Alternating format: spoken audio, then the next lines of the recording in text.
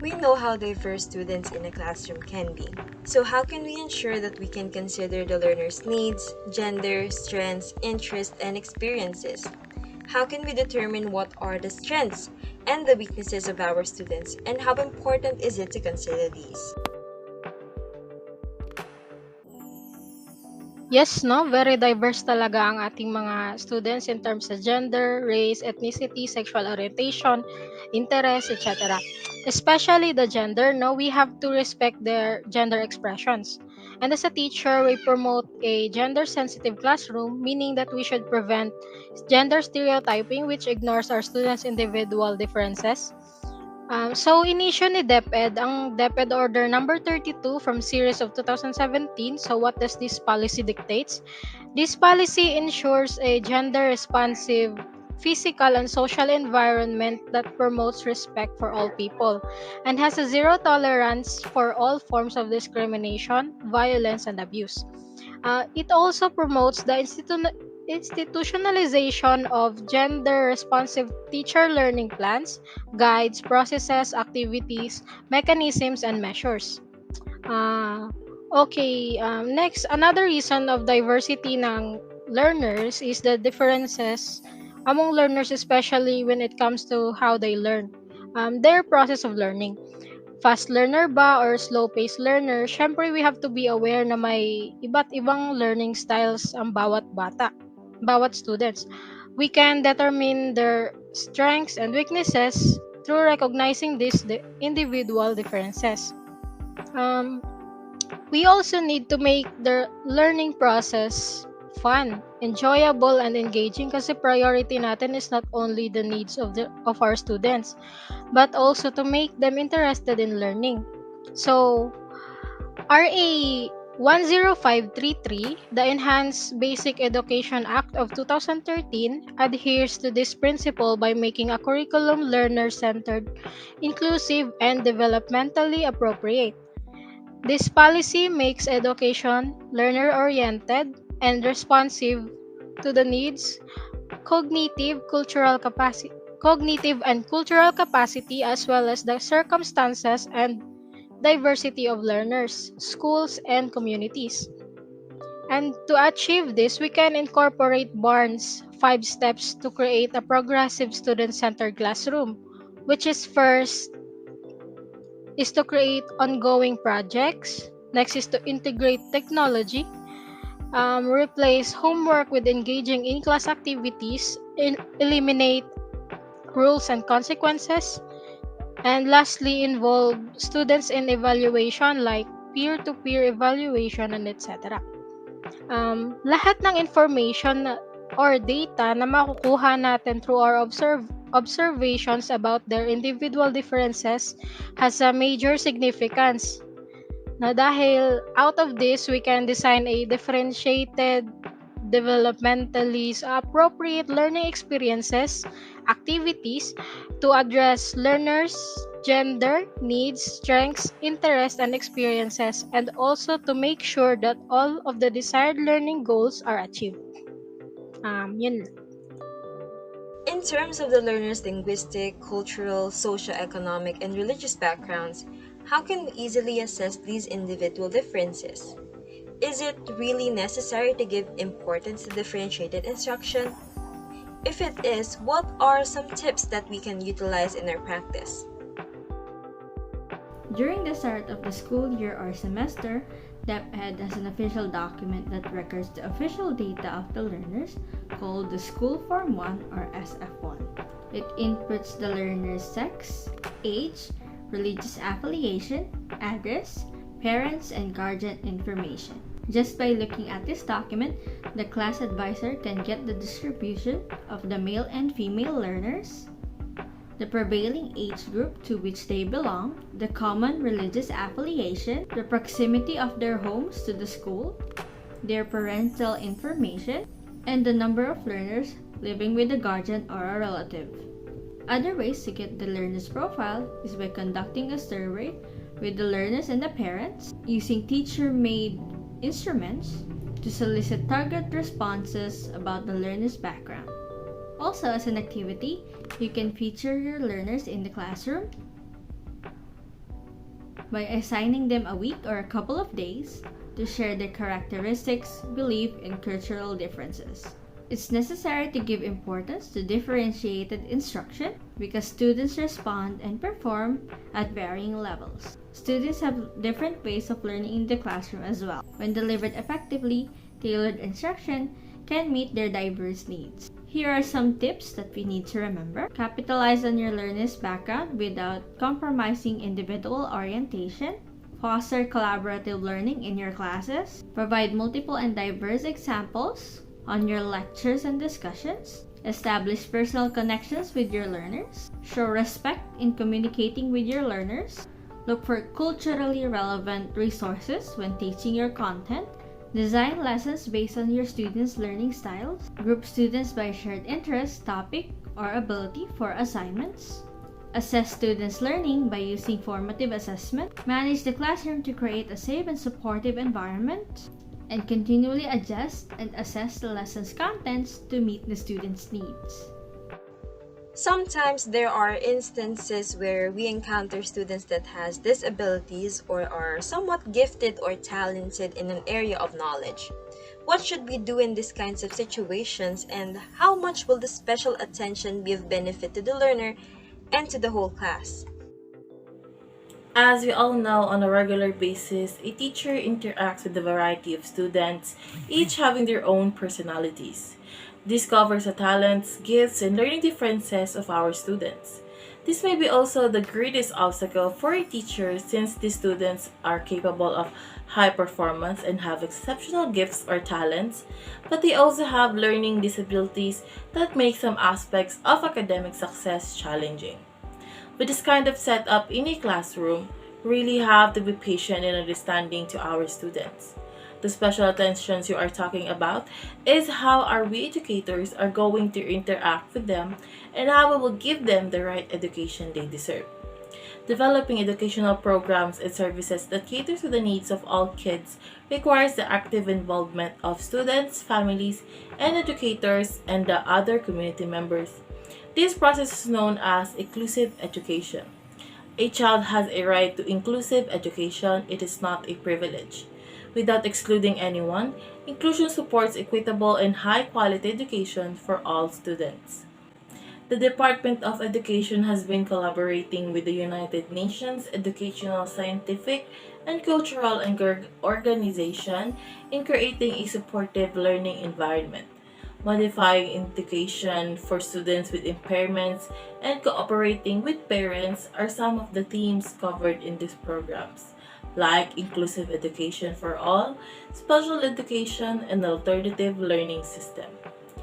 Although the Philippines is moving in the right direction with inclusive education, more has to be done. In order to accommodate children with impairments, all schools must have the necessary facilities. This includes buildings to be refurbished and the right learning material and tools for learners with disabilities. All teachers must receive the necessary training to work with pupils who have special needs. Training teachers to work with students with disabilities is one of the ways to make schools more inclusive. Governments must also align laws and policies with the Convention on the Rights of Persons with Disabilities and regularly collect and analyze data to ensure children are reached with effective services. UNICEF's work to promote inclusive education. To close the education gap for children with disabilities, UNICEF supports government and efforts to foster and monitor inclusive education system.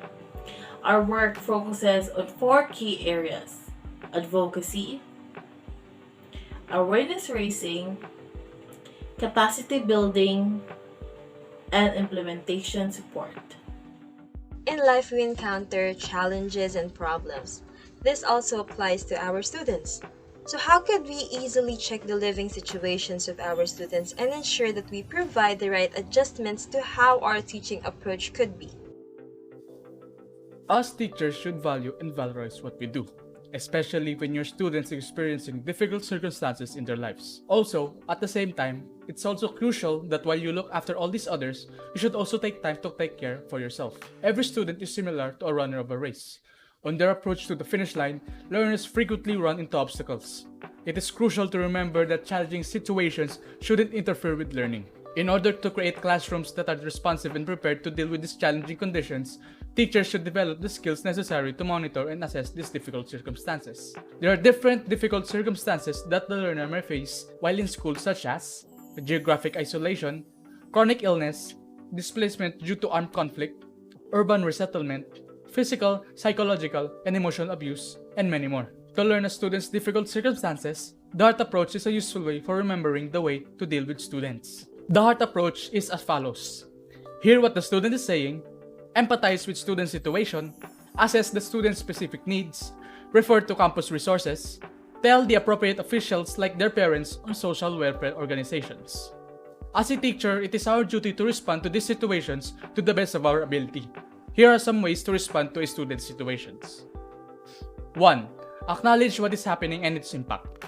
Considering incorporating a brief activity at the beginning of a session. For example, instructor may ask students how they are doing, either as an unstructured discussion during class or a written response. This can indicate to students that instructors care and are there to support them. Additionally, encouraging discussions can build community in the classroom. However, it is important to consider the audience for these activities and determine whether responses and reflections should be private or shared. 2.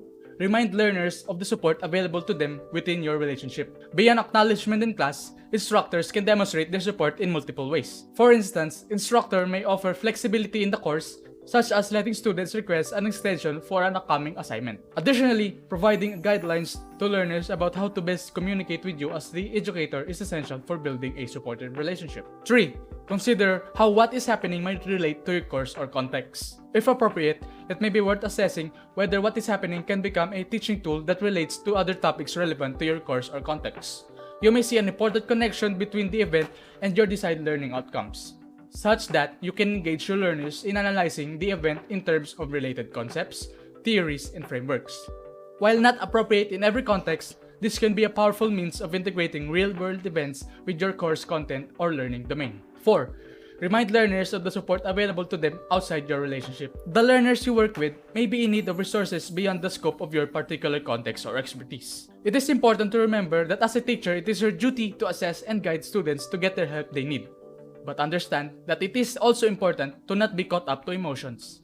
It is not your job to counsel students. The best way to help is to inform appropriate authorities such as their parents, the school head, or a social welfare organization such as the DSWD. What if we encounter students who belong to the indigenous groups? Is there any programs that we can offer them?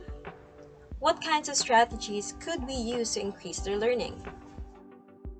In handling indigenous group, there is a program that we could offer for them to learn, and this program issued by DepEd, which DepEd Order 32 series of 2015 entitled Adapting the Indigenous People Education Curriculum Framework.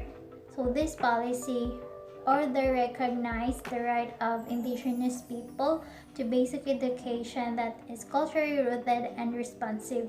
This IP education curriculum framework seeks to provide the guidance to school and other educational programs, both public and private, as they engage with indigenous communities in localizing, indigenizing, and enhancing K-12 program based on their respective education and social context. In other words, this program supports the education initiatives undertaken through formal and non-formal and informal modalities with emphasis on any of but not limited to the key areas of the indigenous knowledge system and practices and community history.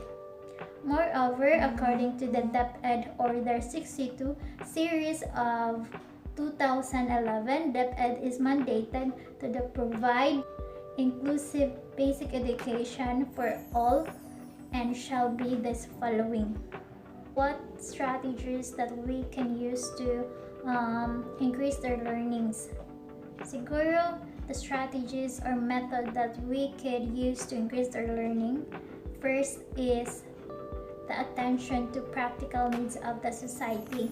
which systematically addressing learning related to physical, social, psychological, and spiritual needs of indigenous group. So some of the activities includes are formal and non-formal reading programs, community engagement, local capacity development, and knowledge generation and management. So another strategies is the teaching of individual in individual ways when they show the readiness of or expressing the willingness to learn. So ayun, there's a lot of strategies that we could use for them to increase their learnings. However, those I mentioned is the common effective strategies that might fit for the indigenous group.